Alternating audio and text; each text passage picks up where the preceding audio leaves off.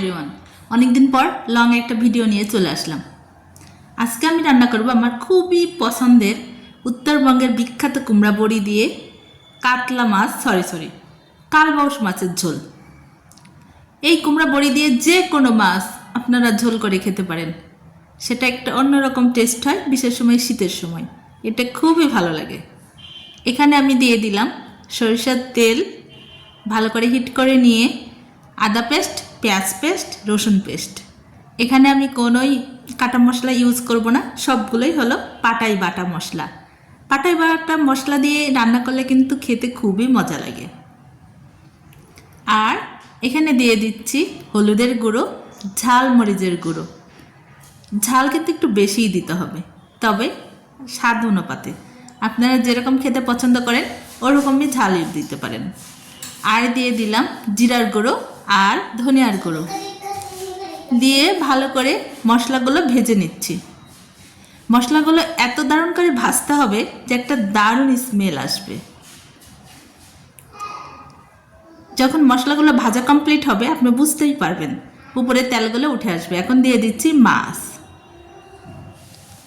এই কালবাউস মাছের ঝোল আমার তো এমনিতেই ভীষণই মজা লাগে। মাছগুলো ভালো করে ধুয়ে ওয়াশ করে রেখে দিয়েছিলাম।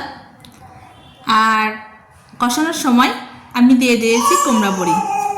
কুমড়া বড়িগুলো ভালো করে সিদ্ধ করে নেওয়ার জন্য আগে একটু ভেজে নিয়েছিলাম।